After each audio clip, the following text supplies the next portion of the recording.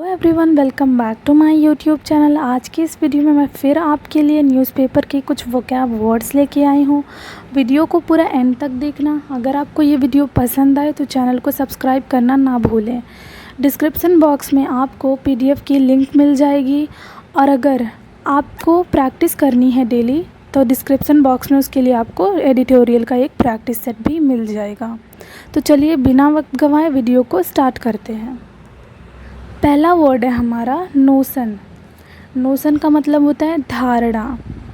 किसी भी चीज़ के बारे में या फिर किसी इंसान के बारे में कोई भी धारणा बनाना, मतलब कोई भी सोच रखना अपने दिमाग में उसके लिए कि ये इंसान बुरा है या फिर ये इंसान अच्छा है।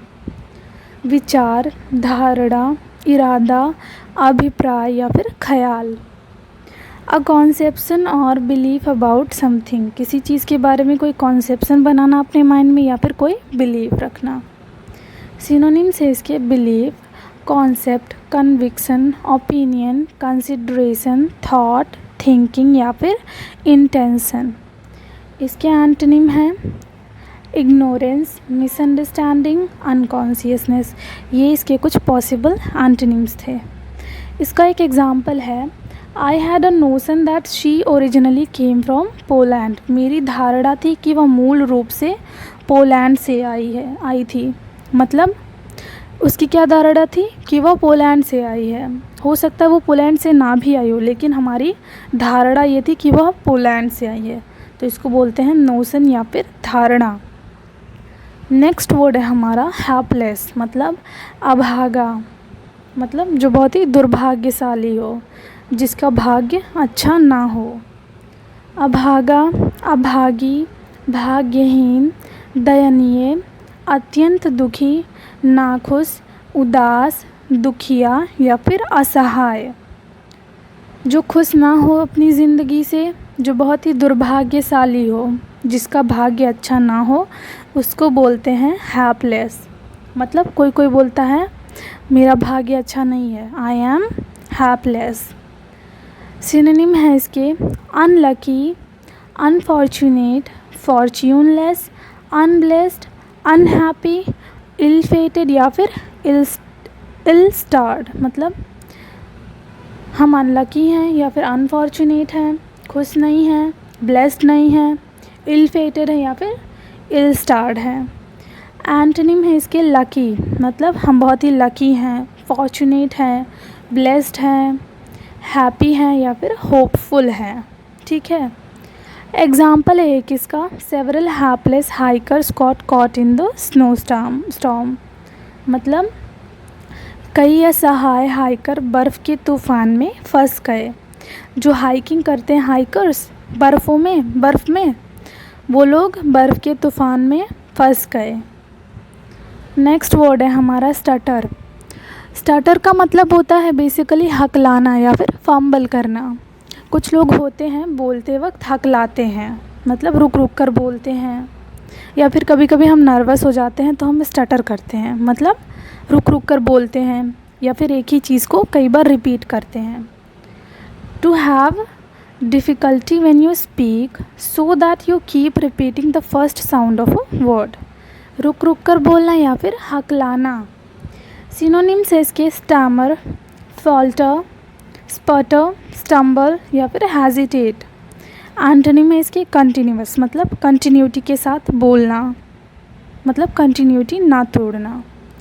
एग्जाम्पल इसका एक, आई स्टटर व्हाइल स्पीकिंग। मैं बोलते हुए हकलाता हूँ, मैं फंबल करता हूँ, स्टटर करता हूँ बोलते वक्त। ठीक है। नेक्स्ट वर्ड है हमारा कॉम्बैट, मतलब युद्ध करना, मोर्चा लेना या फिर लोहा लेना दुश्मन से। A fight specially in war, एक युद्ध एक प्रकार का, स्पेशली वॉर के सिचुएशन में। सामना, संग्राम, लड़ाई, प्रतिरोध, भिड़ंत या फिर विरोध। इसके कुछ सिनोनिम्स है, वार मतलब युद्ध, battle, warfare, combat, fight, encounter या फिर कन्फ्रंटेशन, मतलब आमना सामना या फिर मुकाबला। एंटोनिम है इसके पीस, मतलब शांति, ट्रीटी समझौता, एकॉर्ड, सीज फायर या फिर हारमनी। कभी कभी हमने न्यूज़ चैनल्स पे सुना होगा सीज़ फायर का उल्लंघन किया पाकिस्तान ने। तो सीज़ फायर क्या होता है? सीज़ फायर का उल्लंघन करते हैं, मतलब कॉम्बैट होता है, ठीक है, सीज़ फायर को तोड़ते हैं। Example, there was a fierce combat between two groups. दो समूहों के बीच भयंकर युद्ध हुआ, मतलब कॉम्बैट हुआ। दो ग्रुप थे, उन्होंने एक दूसरे से युद्ध किया, कॉम्बैट किया, ठीक है। नेक्स्ट वर्ड है हमारा सैल्यूटरी, मतलब लाभदायक, जो हमारे लिए बेनिफिशियल हो, हितकर, शुभकर, कल्याणकर या फिर मुफीद। सिनोनिम्स है इसके प्रॉफिटेबल, जिससे हमें लाभ हो, फ़ायदा हो, एडवांटेजियस, सेमिनल, फ्रूटफुल या फिर ल्यूक्रेटिव, लाभदायक या फिर फल देने वाला। एंटोनिम्स है इसके हार्मफुल, लीथल, टॉक्सिक या फिर अनहेल्दी। हार्मफुल मतलब जो हमें नुकसान करे, घातक हो हमारे लिए, या फिर अनहेल्दी या फिर टॉक्सिक हो। एग्जाम्पल है इसका एक, the team's defeat is a salutary warning before the world cup. विश्व कप से पहले टीम की हार एक सलामी चेतावनी थी। नेक्स्ट वर्ड है हमारा डिसेंट, मतलब असहमति, अस्वीकृति प्रकट करना, विचार विभिन्नता, विरोध करना या फिर विमत होना। मतलब किसी बात के लिए जब दो लोग अग्री नहीं करते तो उसको बोलते हैं डिसेंट। मतलब मैं कहूँ ये रात है, आप कहो ये दिन है, तो इसको बोलेंगे डिसेंट, मतलब दोनों एग्री नहीं कर रहे हैं, ठीक है। सिनोनिम्स है इसके डिसएग्रीमेंट, अपोज करना या फिर opposition, dissonance, variance, set against या फिर ऑब्जेक्शन। एंटोनिम है इसके एक्सेप्टेंस या फिर अग्रीमेंट।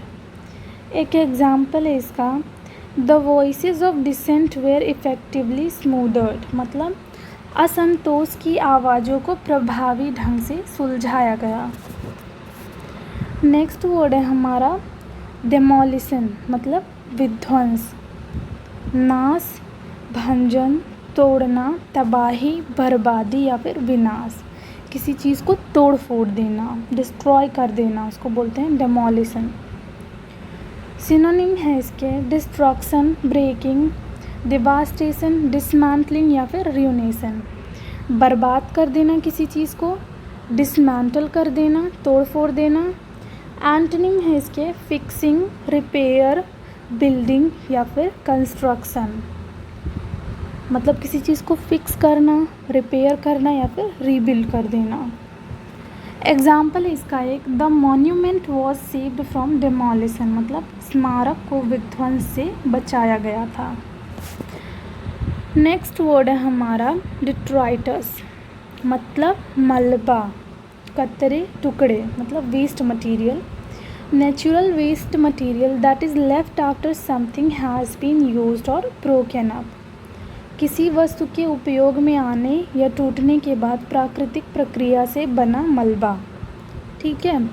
कोई वस्तु जब यूज़लेस हो जाती है तो वो मलबा कहलाती है, या फिर टूट जाती है, बेकार चीज़ें, मलबा कहते हैं उसको, ठीक है। सिनोनिम्स हैं पीसेस, रैग्स, स्प्लिंडर्स या फिर स्प्लिंकिंस। एंटोनिम्स है इसके नीटनेस, क्लीननेस या फिर वैल्यूएबल्स।